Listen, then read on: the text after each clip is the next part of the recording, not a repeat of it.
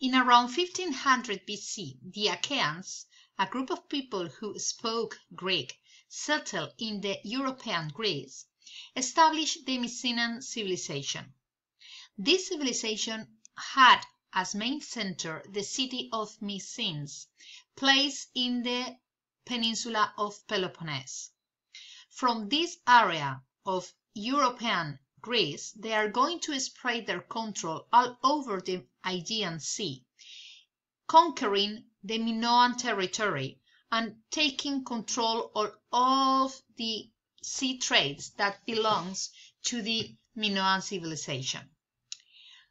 Because of that, they developed to a thalassocracy, a very profitable sea trade that connect the area of the east of the Mediterranean Sea, that means the area of Syria, Lebanon, and Palestine, even Egypt, and the Turkey area, with the west and the Italian peninsula, and even the Mycenaean not only adopted the sea trade routes of the Minoans, they adopted too their culture. But there is a difference between the Minoans and the Mycenaeans. If you remember, we explained that the Minoans were a peaceful people, but the Mycenaeans was a very warlike people. This warlike population used bronze weapons and chariots of war. They live in fortified cities, like this one, the city of Mycenae, that were built in high places.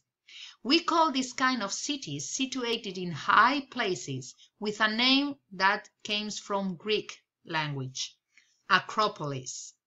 Acropolis, that means literally city placed in the top of something, in the high. These Acropolis, like this one, the Mycenaean Acropolis, were very well fortified, and the center of the government was the Megaron. This Megaron is a building like a palace that was the place for the king ruling the city and the territory. We have several lines of walls protecting this place, and different kinds of buildings inside, like store buildings, temples, and even necropolises for the tombs of the kings. If we look at the gates of these huge walls, we can see the size of the stones that were used to make these walls. This is the Lion Gate, the most famous gate of the Mycenaean culture that belongs to the city of Mycenae. And you can see that it's very similar to the megalithic buildings because they use huge stone to do that.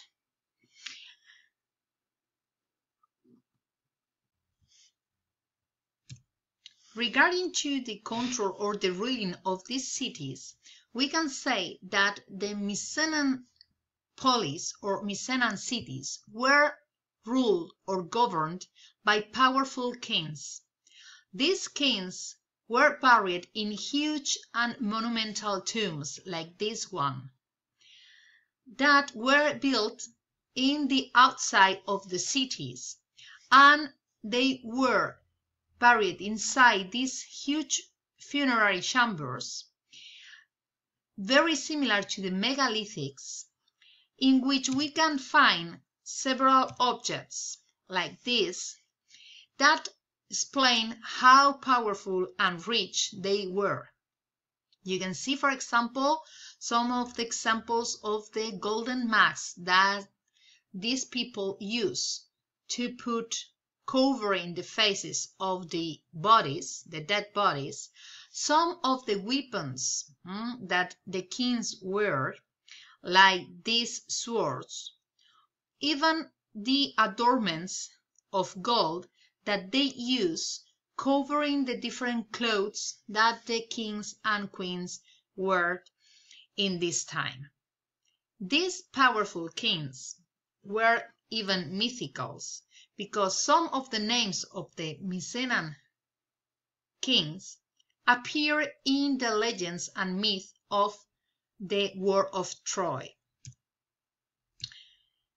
But another important thing that we know about Mycenae is the existence of a syllabary. This is the first step for having an alphabet. We don't have an exactly match between a sound and a letter, but we have the match between a syllable and a symbol.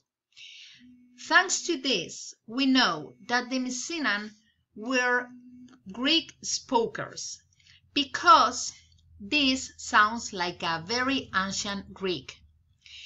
You can see here one of the tablets in which we have preserved some of the writings that they did, some of the texts, most of them talking about accounting things or even prayers for the gods. You can see here the syllabary, and if you want, you can use it to write your name, but it's not easy translated the Spanish to this writing system.